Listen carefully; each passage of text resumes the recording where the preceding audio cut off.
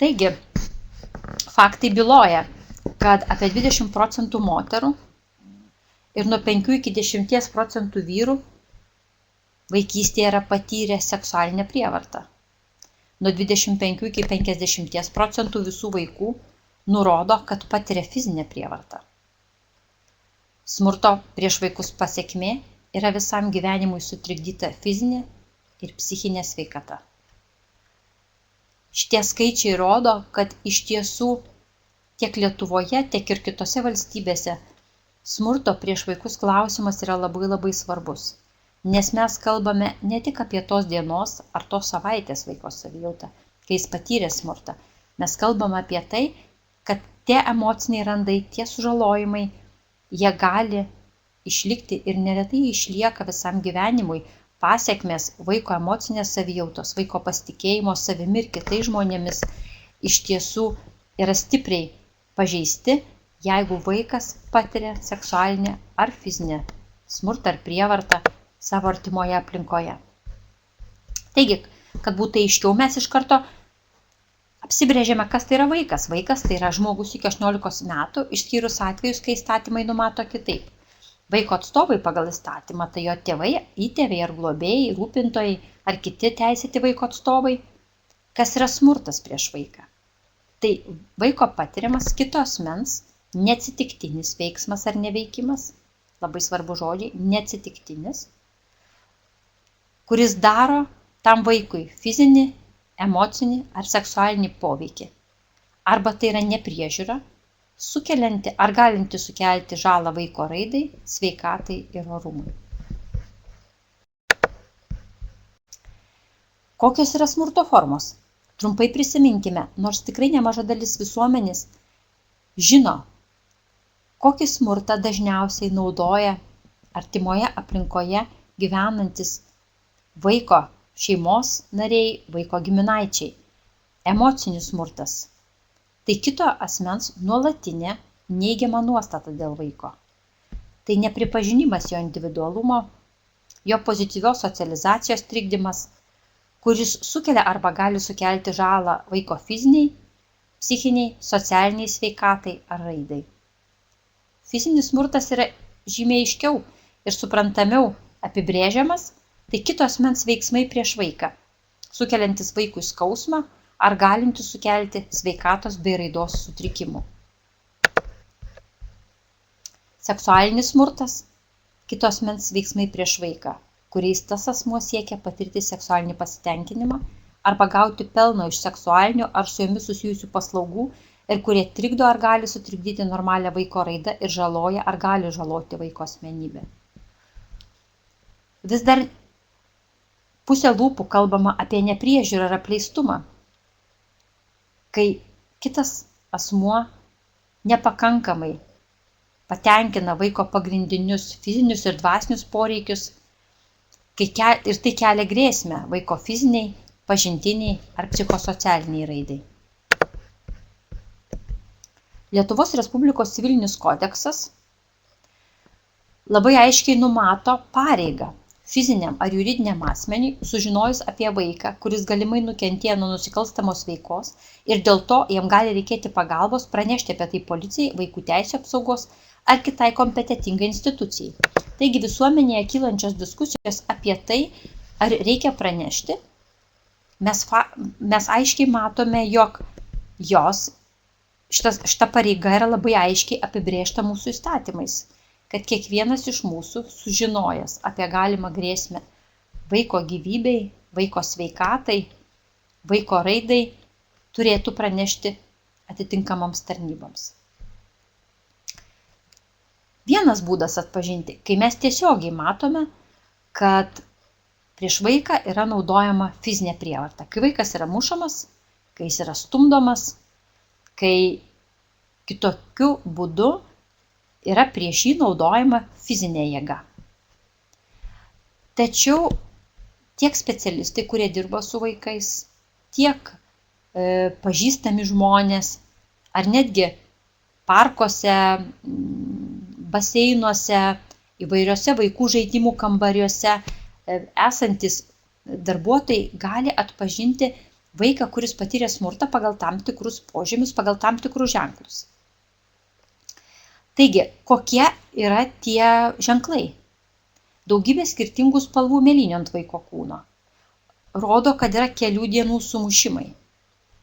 Kad vaikas patiria nuolat fizinį smurtą ir mėlynių spalva rodo, kad tai nebuvo vienkartinis kritimas, kurio metu vaikas galėjo užsigauti.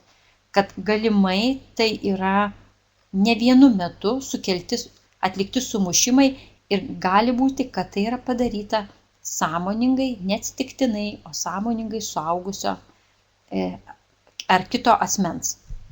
Mėlynių forma ir vieta gali nurodyti, kokiu būdu patirtas sužalojimas, koks daiktas buvo naudojamas. Tai ypatingai, jeigu vaiko sėdmenys, vaiko kojos, ant vaiko kojų matosi tam tikri raudoni, ryškus ruožai, tai galime įtarti, kad vaikas buvo mušamas tam tikrų daiktų, tarkime, kažkokiu tai galbūt laidu. Ir jeigu, sakysime, yra sumušimai tokiose vietose, kur krintant vaikas retai gali tas vietas užsigauti taip stipriai, kad būtų mėlynės, jau kyla įtarimas, kaip tai galėjo nutikti, kad būtent tose vietose matomi pažeidimai, vaiko kūno, vaiko odos pažeidimai. Vaikas negali paaiškinti, kaip atsirado. Aš nežinau, kaip tai atsitiko, sako vaikas. Ir viena vertus taip, jeigu jis krito ir užsigavo, jis gali tikrai nejausti ir nežinoti. Tačiau, kai vaikas atsako, aš nežinau, mes galime matyti iš vaiko kūno kalbos, iš jo emocijų, ar jis tikrai nežino, ar jis vengia atsakyti. Gali būti, kad vaikas bando paaiškinti, iš kur atsirado tie sužalojimai, tačiau jo paaiškinimai mažai tikėtini arba netitinka sužalojimo pobūdžio. Tarkime, vaikas sako, aš bėgau ir ten parkritau. Bet mes matome, kad yra visai skirtingose vietose ir vieno kritimo metu niekaip nebūtų įmanoma, kad atsirastų tie sužalojimai. Arba vaikas pasakodamas tarsi painiojasi ir pats savo pasakojimo metu paneigia prieš tai, ką tik sakytą informaciją. Jeigu mes pamatome, kad sužalojimai yra aiškiai matomi ir paklausime vaiko, o kaip tau padėjo suaugusieji, jeigu tai yra nubrozdinimai ar kažkaip tai, ar tau buvo užklijuota, ar tau buvo patepta vaistais, ar tau buvo uždėtas šaltas kompresas, jeigu tu kritai ir susitrenkiai. Ir jeigu vaikas negali pasakyti, kokia pagalba jam buvo, jeigu jisai sako, ai čia nieko tokio, čia nieko man nereikėjo, man viskas yra gerai, tai gali kilti klausimas, kad net jeigu ir tikrai vaikas pats susižalojo, ar suaugusiai pakankamai rimtai vertina vaiko sveikatos būklę.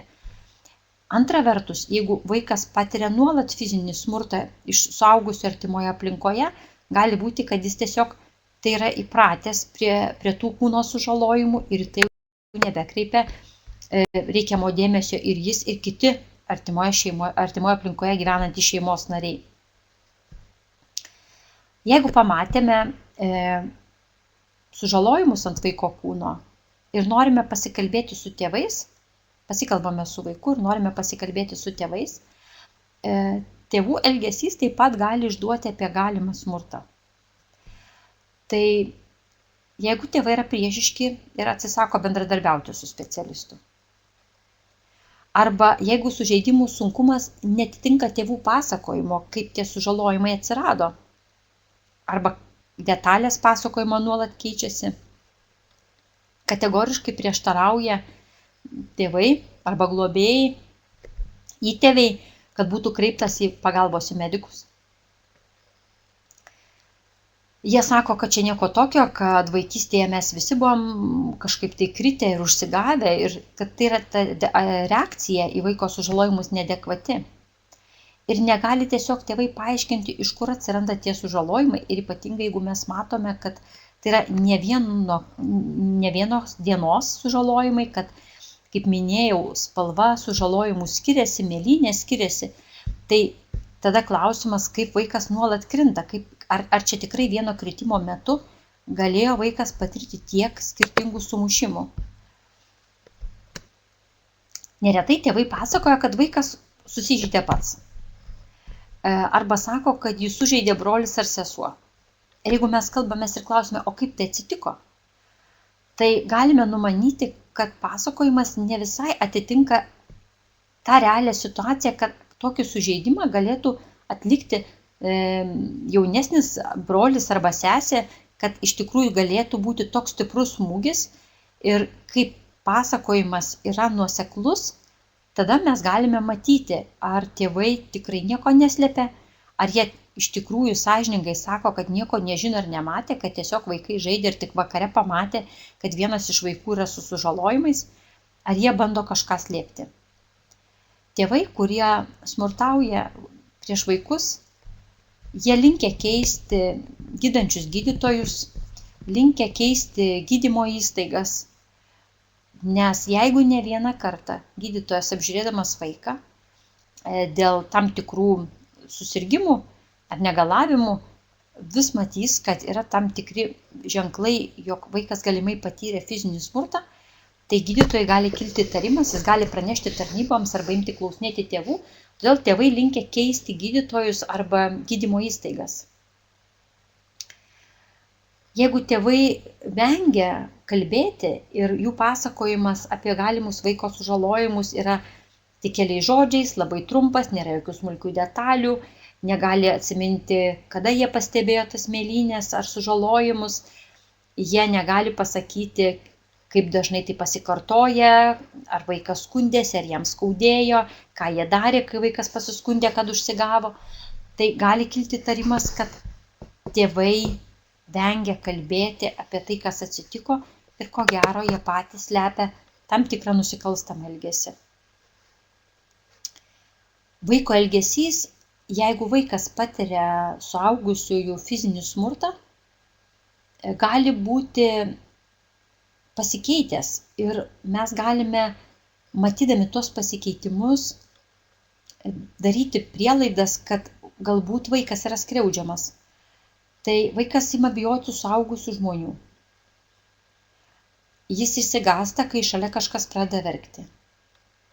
Jis išsigąsta, jeigu šalia esantis suaugęs žmogus atlieka staigiai kažkokį tam tikrą judesį. Vaikas išsigąsta netikėtų garsų. Matome, kad keičiasi vaiko elgesys, jisai tampa agresyvus, piktas, jis atsiriboja nuo kitų vaikų. Atrodo, kad jis nieko nejaučia, jis užsigauna arba kažkas įvyksta, tačiau sako nieko tokio, man neskauda. Jį užgauna kitas vaikas ir kai, sakysime, darželyje auklėtoja sako, bet čia žiūrėk, tave užgavo, mes pasikalbėkim, kas čia atsitiko, tai vaikas, kuris nuolat patiria smurtą, sako, nieko tokio, man neskauda.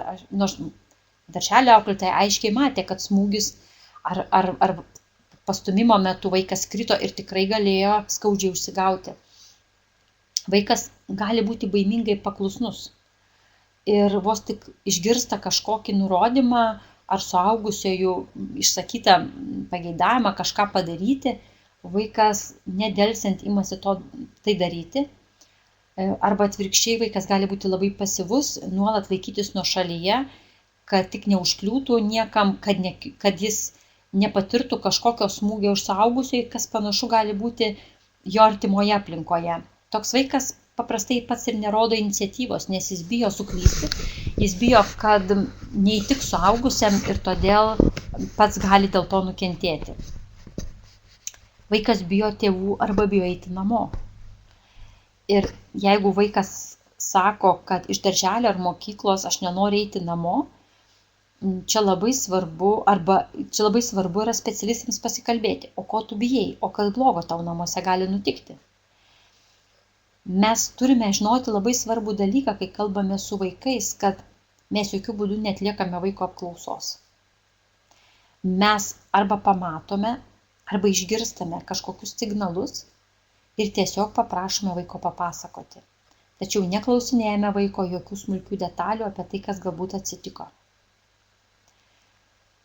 Jeigu vaikas ateina ar į svečius pas kaimynus, ar pas savo bendramžius, arba tiesiog matote lauke, kad vaikas yra apsirengęs netinkamai oro sąlygoms. Pavyzdžiui, yra labai šilta diena, o vaikas yra ilgomis rankomis drabužiais arba ilgomis kelnėmis, tai gali būti, kad tokiu būdu suaugusiai bando slėpti fizinio smurto žymes. Ir čia yra labai svarbu, kad suaugusieji paklaustų, kodėl tu taip šiltai esi apsirengęs. Galbūt iš tiesų vaikas sirguliuoja, tačiau paklausimas visada yra tik galimybė sužinoti, kodėl mums kyla vienokios ar kitokios mintis ar įtarimai. Emocinio smurto riziką rodo ir tėvų elgesys su pačiu vaiku. Tėvai mažai domisi arba rūpinasi vaikais. Jie nesupranta paprastai, kad vaikas patiria emocinį stresą. Jeigu tėvai labai atsainiai kalba apie vaiko emocinę savijautą, apie jo išgyvenimus, apie jo nerimą, apie jo baimės, kad jiems atrodo tai visai mažai reikšminga arba išvis tai yra nereikšminga. Ir jie neigia, kad vaikas patiria emocinės problemas. Iš esmės, kad vaikas patiria. Nes čia nieko tokio, tai čiagi mes visi taip gyvenom, mes irgi užaugom ir normalu, kad jis ir verkia, kad jį kažkas ir skriaudžia, galbūt iš jo tyčiojasi.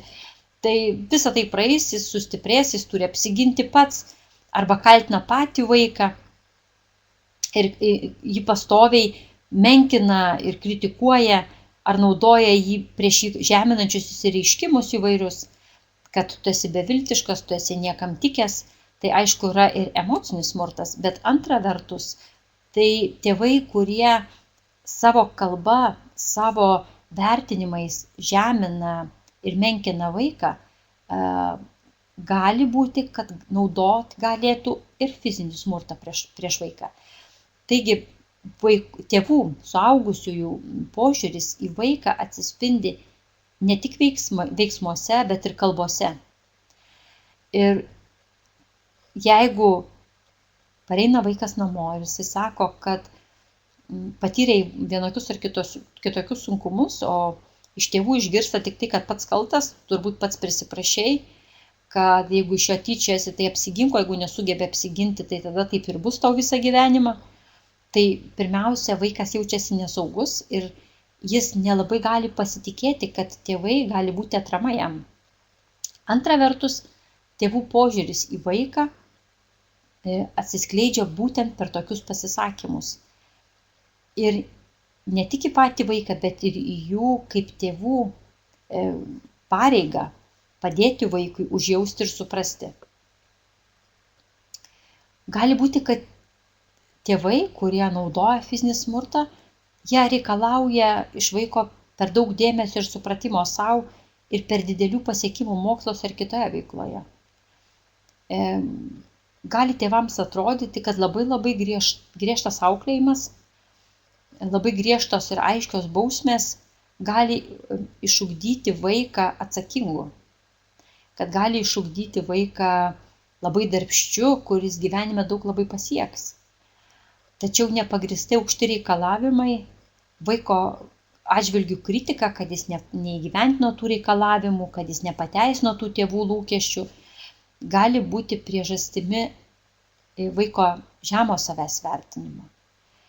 Ir tėvai, kurie reikalauja labai daug, tikisi labai daug ir nesulaukia, kad tie jų lūkesčiai būtų įgyvendinti, tai jie gali naudoti ne tik emocinį, bet ir fizinį smurtą prieš vaiką, tikėdami patys, nuoširdžiai tikėdami, kad tai jie daro vaikų labui, kas yra visiška netiesa, nes vaikas patiriantis fizinį smurtą, jis negali augti saugus, jis negali augti laimingas, jis negali patirti tų džiaugsmų, išbandydamas tai, kas jam yra įdomu ir kas yra smalsu, o visą savo dėmesį sutelkdamas tik tai į tai, kad įtiktų savo tėvams ar globėjams ar kitiems artimiems suaugusiems.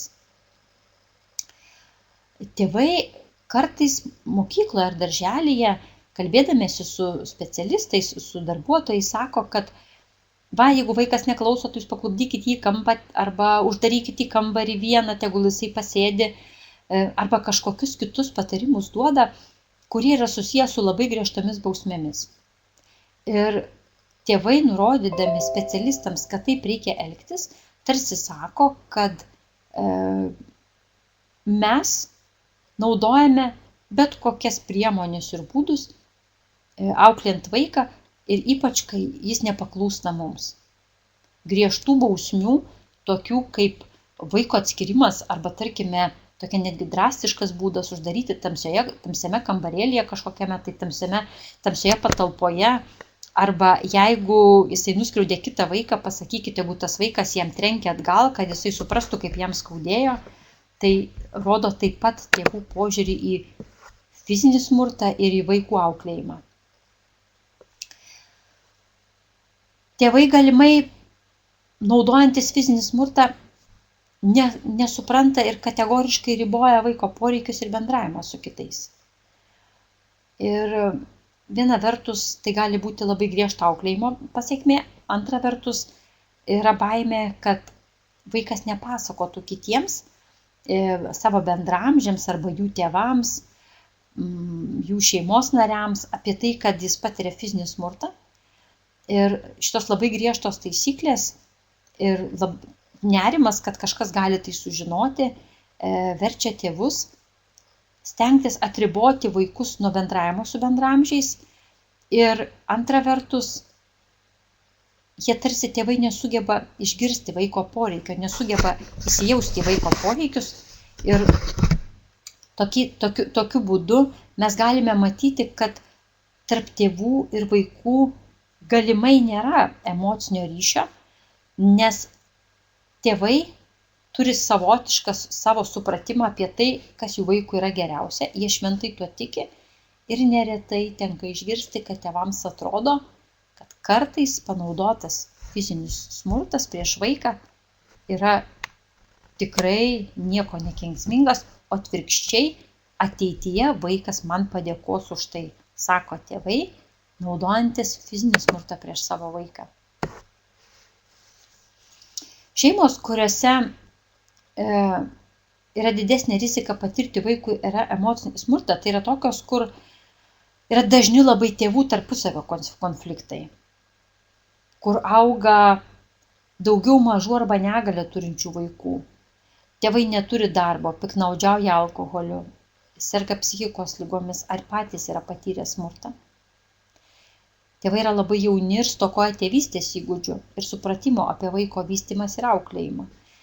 Iš tiesų, visiems žinoma tiesa, kad mes savo gyvenime naudojame tą patyrimą ir tą išmokimą, ką esam per savo gyvenimą sukaupę iš patirties. Ir kaip jau minėjau, viena iš priežasčių, kodėl tėvai naudoja prieš vaikus fizinį smurtą, yra ta, kad sako, mus irgi mušdavo ir nieko, žiūrėkit, mes užaugom. Svarbu smarkiai nemušti. Tačiau tėvai turėtų suprasti, kad tai, kaip jų tėvai elgėsi, kai jie buvo maži, kaip elgėsi su jais, nebūtinai yra teisinga. Ir mokytis, kaip susitarti su vaiku, kad jis laikytųsi namuose taisyklių, kaip bausti vaiką, jo nemušant, yra kiekvieno tėčio ar mamos pareiga. Ir jeigu namuose yra daugiau mažų vaikų arba negalią turinčių vaikų, tėvai kartais tiesiog pervargsta, jie jaučiasi bejėgiai ir bandydami suvaldyti situaciją namuose, jie siekia tai padaryti fizinio smurto pagalba. Aišku, savaime, kad pradžioje tai veikia, nes vaikai išsigąsta, jiems skauda, tačiau visada tai turi kitą neigiamą pusę ir savaime suprantama, kad tarti su vaiku, mokyti jį laikyti susitarimų ir taisyklių, reikia laiko, reikia kantrybės, reikia tėvų užsispyrimo ir noro pasiekti tikslų, kuriuos aptaria kartu su vaikais. Fizinis smurtas atrodo tėvams duoda greitesnį efektą, tačiau tas efektas ne tik yra trumpalaikis, jis yra ir žalojantis vaiką. Jeigu mes įtarėme, kad vaikas patiria fizinį smurtą, tai galime kalbėtis vienu metu ir su vaiku, ir su tėvais. Ir mes labai aiškiai matome, kaip jie bendrauja tarpusavyje. Tėvų bendravimas gali būti į vieną pusę kraštutinis ir į kitą. Viena vertus gali būti perdėtai jautrus ir malonus, nes net jeigu ir vaikas yra paauglys, tėvai jį nuolat glosto, bando laikyti už rankos ir mes aiškiai matom, kad vaikas bando šito išvengti, kas rodo, kad vaikui yra neįprastas toks suaugusių elgesys. Mes matom, kad vaikas įsitempęs yra dėl tėvų tokio elgesio ir tėvai savo tokiu maloniu elgesiu tarsi bando nukreipti dėmesį specialistų ar kitų kažkokių tarnybų atstovų, sakydami, kad tarsi pažiūrėkite, pas mus yra viskas gerai, tačiau jeigu vaikas reaguoja į tokį tėvų elgesį kaip į nenatūralų ir neįprastą, mums visiems yra signalas, kad tai kažkas galėtų būti daugiau negu tik tėvų švelnumas rodomas vaikui. Vaikas, kuris galimai patiria emocinį smurtą,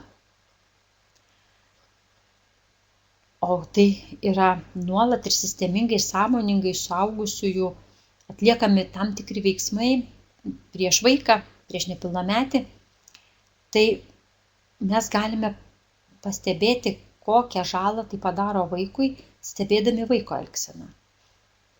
Gali būti, jog atsiranda vaiko kalbos sutrikimai, vaikas pradeda mikčioti arba sunkiai šnekėti, atsiranda psichosomatiniai skundai, vaiko galvos, pilvo skausmai, pykinimas, alpimai, nevalingas šlapinimasis arba tuštinimasis, depresija ar depresinės nuotaikos, kai vaikas yra liūdnas, užsisklendęs, galbūt verksmingas, jis atrodo tarsi neturi energijos, neturi to vaikiško gyvybingumo, atsiranda destruktyvus arba autodestruktyvus vaiko elgesys, jis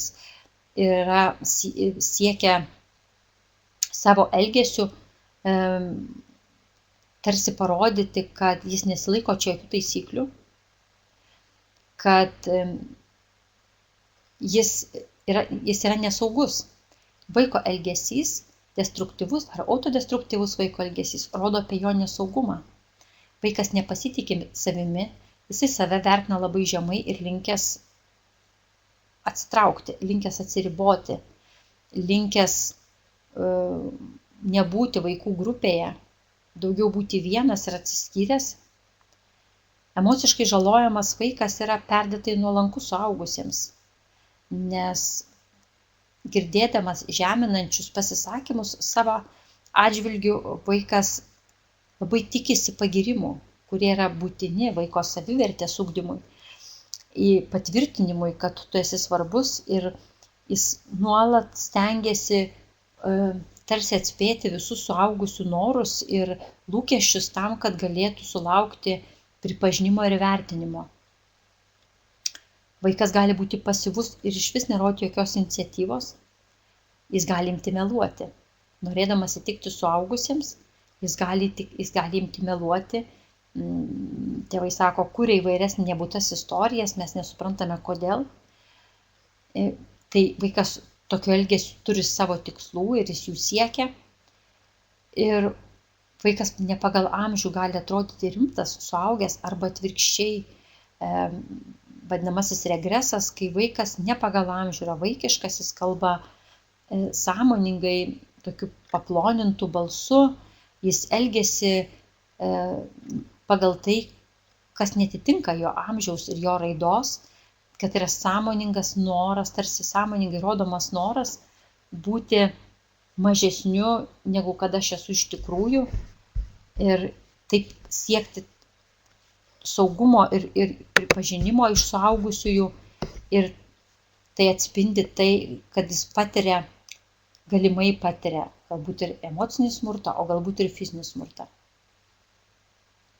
Seksualinį smurtą vaikai gali patirti dažniausiai maži vaikai iš šeimos narių, iš artimųjų. Bet aišku, taip pat ir iš kitų jiems žinomų žmonių arba iš visai nepažįstamų žmonių. Dauguma tyrimų rodo, kad vis tik dažniausiai vaikas seksualinį smurtą patiria iš artimų žmonių. Nes tėvai, saugodami vaiką nuo nepažįstamų žmonių aplinkos, pasiekia tą tikslą. Ir yra dažnai vaikams pasakojama ir sakoma, kad jeigu nepažįstamas žmogus norės tave pavežti su automobiliu arba kažkur kvies eiti, tai tu neik, nes tave gali nuskriausti. Ir taip vaikas tarsi gauna žinią, kad mane nuskriausti gali tik tai tie, kurių aš nepažįstu. Seksualinis smurtas nustatomas bet kokio amžiaus vaikams, bet dažniausiai nuo 8 iki 12 metų amžiaus. Berniukai kiek jaunesnėme amžiuje yra dažniau patiriantis seksualinį smurtą. Ir iš tiesų pamatyti, suprasti apie galimai patirimą seksualinį smurtą iš vaikų nėra lengva. Ir čia neretai prireikia specialistų pagalbos. Suaugusieji vis dar bijo apie tai kalbėtis, nes tai dar atrodo labai gėdinga tema mūsų visuomenėje. Ir kai kurie turbūt ir sako, galvojantis, kad jeigu mes apie tai nekalbėsime, jeigu tėvai įtaria, kad jų vaikas patyrė ar patiria seksualinę prievartą ar smurtą, kad mes nekalbėsime apie tai, vaikas užmirš ir viskas bus gerai, tačiau tai yra netiesa.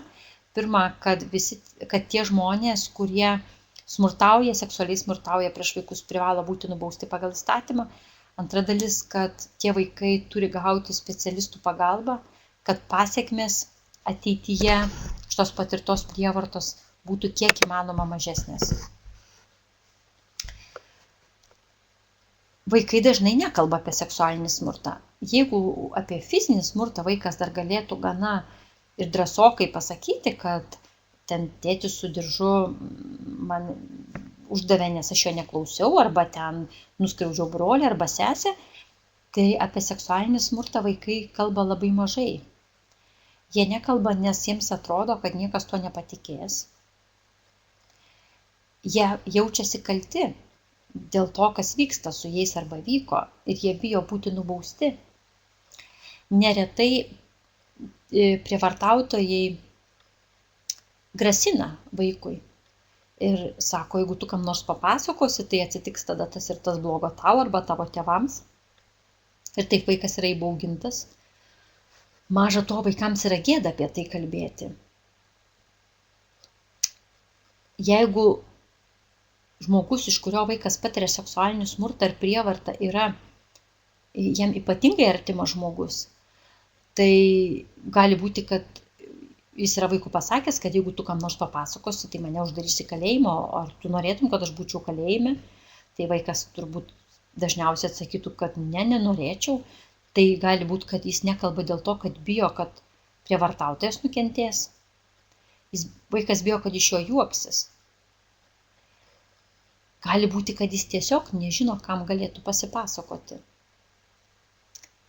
Ir dar labai sudėtinga yra tai, kad vaikas tarsi nežino, neranda žodžių, kuriais galėtų įvardinti, kas su juo įvyko arba kas vyksta. Taigi, seksualinis smurtas ir prievarta yra vaikų tarpe dar tokia tabų tema, apie kurią vaikai labai sunkiai šneka. Ir netgi suaugusiems apie tai yra labai nedrąsu ir sunku paklausti. Taigi, ką tik aptarėme, kaip atpažinti vaiką, kuris galimai patyrė fizinį smurtą, emocinį smurtą ir seksualinę prievartą. Jeigu mes atpažinome, tai yra pirmas žingsnis. Ir kaip nelikti abejingais ir kaip nepakenkti vaikui, o padėti tiek, kiek mes galėtume padėti. Pirmiausia, tai nebijoti kreiptis pagalbos. Tam, kad mes galėtume savo įtarimą argumentuotai pagrįsti, stebim ir fiksuojam vaiko elgesį ir vengiam vertinimų. Jeigu mes matome, kad vaikas elgesi kitaip, kad jis pradėjo elgtis kitaip negu dauguma, apie tai, ką tik kalbėjome, apie tuos požymius, Tai mes ir tuos požymius įsimenam, mes ir fiksuojame. Aš pamačiau, kad vaiko elgesys pasikeitė ir dabar jis elgiasi taip, taip ir taip. Pasitariam su profesionalais. Galime pastarti su vaikų teisių ar vaikų elgesio specialistais. Mes galime neminėti pavardės, kol priimsim sprendimą informuoti tarnybas, tačiau tiesiog pasiskambinti specialistų ir paklausti. Aš pastebėjau, kad vaikas elgesi taip, kad jo elgesys paskutinės 2 savaitės yra keistas. Ir tas keistumas pasireiškia būtent per tokią elgseną. Kaip Jūs manote, kas čia galėtų būti? Ar tai galėtų būti signalas, kad vaikas patiria smurtą? Mes neskubam pasidalinti savo įtarimais su tėvais, nes neretai smurtą vaikas patiria šeimose. Ir skubotos išvados gali iš tiesų sukelti ir tėvų pyktį, ir nepasitenkinimą, ir priešiškumą. Ir viena vertus, jeigu mes klystame, tai būtų tikrai bereikalingas ir šeimos tokios ramybės trikdymas. Antra vertus, tai gali turėti ir neprognozuojamų pasekmių vaikui, jeigu jis tikrai patyrė kažkokios rūšies smurtą ar prievartą. Taigi mes neaptarinėjame konkretaus vaiko, kol nesame tikri dėl to, ką darome, ieškome papildomos informacijos, ir kuri patvirtina, kad mūsų įtarimai yra teisingi arba paneigia. Neskubam viešinti vaiko vardo ar pavardės, saugome jo privatumą ir labai svarbu yra tai, kad suprasti, kad kiekvienas atvejis yra labai sudėtingas. Kiekvienas atvejis gali būti vis kitoks. Ir kai mes bandome sudėlioti į visumą tai, ką pastebėjome, mes pasitarėme, mes galvojame, kaip padėti vaikui ir kaip apsaugoti. Mūsų pagrindinis tikslas yra, kaip padėti vaikui ir ką daryti, kad jeigu jis patiria smurtą, tai būtų kuo skubiau nutraukiama. Ką daryti, jeigu vaikas pats pradeda pasakoti, kad jis yra skriaudžiamas? Ir labai gali būti, kad vaikas tiesiog pasitikės jumis, jūs būsite tas suaugęs, kuriam vaikas norės pasipasakoti apie savo patyrimą. Ir jam pradėjus pasakot, yra labai svarbu, kad mes būtume atviri, supratingi ir ramūs. Mes patikinam vaiką, kad yra labai gerai, kad tu pradėjai apie tai kalbėti. Mes jam sakome, kad papasakok drąsiau apie tai, kas atsitiko. Tačiau čia yra labai svarbus niuansas. Tai neturi būti apklausa. Mes išklausome vaiką tiek, kiek jis mums nori ir gali papasakoti. Jeigu vaikas tikrai patyrė smurtą ar prievartą, jis neturėtų būti klausinėjamas apie tai keletą kartų. Būtent dėl tų priežasčių ir yra specialistai, kurie apklausia vaiką ir yra daromi apklausų įrašai. Jeigu iškiltų tam tikrų neaiškumų ir būtų norima dar kartą paklausyti apie tai, ką kalbėjo vaikas, tačiau neturėtų būti tokios praktikos, kad, tarkime, vaikas pasipasakoja mokykloje mokytojai, tada mokytojas pasišnekėjo su psichologu mokyklos arba socialiniu darbuotoju, tada jis vėl klausinėja vaiko, tada informuoja vaikų teisių apsaugos tarnybas, tada jie klausinėja vaiko. Tai iš tiesų yra traumuojanti patirtis. Pirmiausia, tai neturėtų tai būti. Antra vertus, vaikas gali nebenorėti pasakoti. Ir kai neprofesionalai klausinėja, jie tiesiog negalėtų gauti esminių tų labai svarbių detalių apie vaiko patyrimą. Tai kartais gali būti, kad ta paslaptis, kurią vaikas nusprendė jums patikėti, jinai yra sena. Ir jinai yra ne tik kelių dienų, jinai yra kelių mėnesių ar net kelių metų senumo. Ir mes randam ramią vietą pasišnekėti, skatinam vaiką kalbėtis, bet mes netardom jo. Mes neraginam prisiminti, o tai kada čia buvo, o prieš kiek dienų, o kelis kartus, tarkime, tave mušė ar panašiai. Mes tiesiog klausomės vaiko pasakojimo, mes bandome suprasti, kokią jausmų sumaištį išgyvena vaikas. Ir ypatingai, jeigu smurtautojas yra vaikui artimas žmogus, yra šeimos narys, juk viena vertus nesvarbu, Nepriklausomai nuo to, kad tėvai smurtauja prieš vaiką, vaikas vis tiek juos myli. Ir vaikas bijo, o kas dabar bus, aš papasakosiu, o kas dabar bus, o gal nukentės mano artimas žmogus, o gal jis labai supyks ant manęs, kad aš visą tai papasakojau, gal aš čia blogai elgiuosi. Taigi vaikas išgyvena labai daug sumaišties. Ir tada, kai jisai šneka, mes tiesiog patys išlikdami ramus ir skatindami vaiką kalbėti, patvirtiname jam, kad tu gerai elgiesi kalbėdamas. Mes tikime vaiku. Kartais istorijos, kurias pasakoja vaikas, gali atrodyti neįtikėtinos. Ir ypač apie smurtą, apie seksualinę prievartą. Kartais suaugusiam žmogui gali būti sunku patikėti, kad patys artimiausiai vaikui žmonės gali taip žiauriai elgtis su tuo, ką turi brangiausia, su savo vaiku. Ir mums atrodo, kad ne, šito būti negali, čia tikriausiai vaikas fantazuoja. Taip, yra tokia tikimybė, kad vaikas gali pasakoti situacijas kitaip, negu jos buvo iš tikrųjų, arba jis gali prikurti įvairių detalių, tačiau tai jokių būdų nereiškia, kad mes turime netikėti vaiku. Ir ypač, kai vaikui buvo grasinama, kai buvo kartojama, kad tu pats esi kaltas, neretai tėvai sako, tai aš tave mušu todėl, kad tu blogai elgiesi, tu esi kaltas. Kai tu gerai elgsiesi, mes tavęs nebemušim. Kai tu nebegausi blogų pažymių, mes tavęs nebemušim. Ir vaikas įtiki, kad dėl visko yra jis kaltas. Ir savaime tada suprantama, kad vaikui logiška, kad jeigu aš esu kaltas, tai kodėl aš turėčiau skųstis arba kam nors apie tai pasakoti. Ir čia yra labai svarbu, kad suaugę pasakytų, kad niekas neturi teisės tavęs mušti, niekas neturi teisės tavęs skriausti, nepriklausomai nuo to, ar tu susitvarkei savo kambarį ar ne, ar tu gavai gerą pažymį ar blogą, niekas negali prieš tave naudoti smurto ir prievartos. Aiškinam vaikui, ką darysime. Kai vaikas papasakoja, mes jam sakom, kad mes turėsime pasikalbėti su tam tikrais žmonėmis, kurie padeda vaikams. Mes sakome, kad mes patys nesikalbėsime su tėvais, bet mes pasakysime tiems, kurie tai padarys, jeigu yra smurtautojas šeimos narys. Jeigu vaikas mums papasakoja apie patirtą smurtą, jeigu tai yra iš karto po įvykio, jeigu matosi aiškios dėmės, kraujo dėmės, arba, tarkime, jeigu apie seksualinį smurtą vaikas pasakoja, tai gali būti labai svarbus įkalčiai. Tai mes kuo skubiau informuojame tarnybas, nekeičiame vaiko rūbų, neiname jo prausti.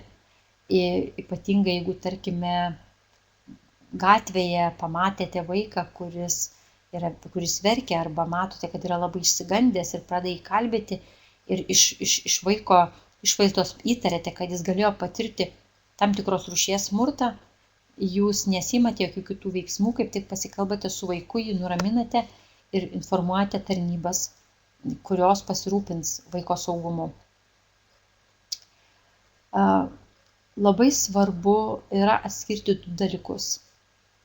Kas yra dalinimasis informacija ir kas yra konfidencialumo pažeidimas. Tai yra labai svarbu žinoti ir tada, kai mes kalbame apie pagalbą vaikui ir apie suaugusiam, mes perduodame informaciją tik tam, kam yra būtina žinoti, ir tik tą informaciją, kurią yra būtina žinoti. Mes gerbėme vaiką, gerbėme jo privatumą, gerbėme vaiko šeimą ir jeigu viena ar kita institucija ar tarnybos neteiks tam vaikui pagalbos, joms tiesiog ir nereikia žinoti. Mes stengiamės, kad kuo mažiau institucijų sužinotų apie tai, nes yra tik tai tam tikros tarnybos, kurios padės vaikui. Dalinamės informaciją tik su tais, kurie teiks pagalbą vaikui. Jeigu darželyje auklėtoja sužinojo apie galimai patiriamą smurtą prieš vaiką, tai faktas, kad ji neturėtų pasakoti visam kolektyvui apie tai, kas čia atsitiko, ką jinai pamatė ir ką sužinojo, nebent jeigu ateityje būtų nuspręsta, kad reikia stebėti vaiką, jo elgesį, jo savijautą, ar jis ir ateityje, jeigu būtų patvirtintas smurto prieš vaiką faktas, ar jis ir ateityje nepatiria smurto. Tačiau informacija dalinamės tik tiek, kiek yra būtina pagalbos teikimui. Jeigu vaikas pasirinko jūs papasakoti apie tai, kad jis yra skriaudžiamas, tai mes esame kartu su juo ir sakome jam, kad aš pabūsiu čia, būsiu su tavimi, jeigu reikia pasišnekėti su tėvais, kad aš būsiu šalia, mes galėsime kalbėtis visi. Tai labai svarbu, kad vaikas jaustų, jog tai, kad jis pasipasakojo, čia jūsų pagalba tuo nesibaigia. Kad jūs ir toliau jį palaikote, kad šalia jūsų jis gali jaustis žymiai saugesnis. Taigi, smurto tema dar ne vienerius metus bus aktuali. Ir tol, kol tėvai neišmoks kitų būdų, kaip kalbėti su vaikais, mes kalbėsime apie smurto žalą, mes kalbėsime apie patiriamą smurtą, mes kalbėsime apie tai, kaip smurtas veikia vaiko savivertę, kaip veikia jo požiūrį į save. Ir tie tėvai, kurie vis dar tiki, kad retai naudojamas smurtas, nestipriai naudojamas smurtas yra auklėjimo forma, auklėjimo būdas, auklėjimo priemonė, kad tie tėvai klysta ir vis daugiau specialistų pasisakymų ir žiniasklaidoje byloja apie tai, kad ta žala gali būti tiesiog ilgą laiką traumuojanti. Ta žala gali būti tokia stipri, kad trukdys vaikui siekti savo tikslų, ji neigiamai įtakos vaiko santykius su bendraamžiais ar su kitais suaugusiais. Ir kiekvieną kartą, kai mes norime nubausti vaiką, kai mes norime vaikui pasakyti, kad elgesys jo yra netinkamas, mes turime suprasti, kad smurtas gimdo smurtą. Kad jeigu nevaldydami pykčio mes smurtausime prieš vaiką, jis išmoks tokio elgesio ir jis išėjęs iš namų tarp savo bendraamžių, jis elgsis analogiškai. Mes turime suprasti, kad tada, kai naudojame smurtą prieš silpnesnį už save, prieš savo vaiką, mes rodome ne savo galią, o rodome savo bejėgiškumą. Ir tada, kai atrodo, aš nebežinau, ką daryti, aš nebežinau, kaip su vaiku susikalbėti ir smurtas man padėtų, tai rodo, kad mums trūksta įgūdžių, kad mums trūksta gebėjimo racionaliai, pozityviai ieškoti sprendimų, kaip reikėtų auklėti vaikus, kaip reikėtų padėti vaikui išmokti laikyti susitarimų, kaip išmokti vaikui elgtis tam tikrose situacijose. Ir kai tėvai, naudodami fizinį smurtą, sako, dabar vaikas prieš mane nebekels balso, dabar jis mane gerbs, tai visada paklauskite savęs. O kaip, jeigu aš dabar patirčiau fizinį smurtą iš savo artimojo, ar aš dėl to jį labiau gerbčiau? Jeigu prieš jūs naudotų fizinį smurtą jūsų artimas žmogus, ar jūs jį labiau gerbtumėte dėl to? Ar jūs norėtumėte jo labiau klausytis? Ar jūs norėtumėte būti geresni, ar norėtumėte priešintis? Nes vaikas yra lygiai toks pat kaip ir mes. Ir tai, ką jaučiame mes, kokie yra mūsų jausmai, kokia yra mūsų savijauta, jeigu mes patirtume fizinį smurtą, lygiai tą patį jaučia ir mūsų vaikai. Negalvokime, kad vaikų reakcija į smurtą yra kitokia. Ji yra lygiai tokia pat. Ir tikrai smurtas nestiprina pagarbos, vaiko pagarbos tėvams. Smurtas tikrai nestiprina jo asmenybės. Smurtas tikrai nedaro vaiko labiau disciplinuotų ir siekiančių tikslų. Viskas yra atvirkščiai. Todėl ieškokime, kaip ir į ką pakeisti tuos auklėjimo būdus, kurie žaloja mūsų vaiką ir kurie neleidžia mūsų vaikams jaustis saugiai.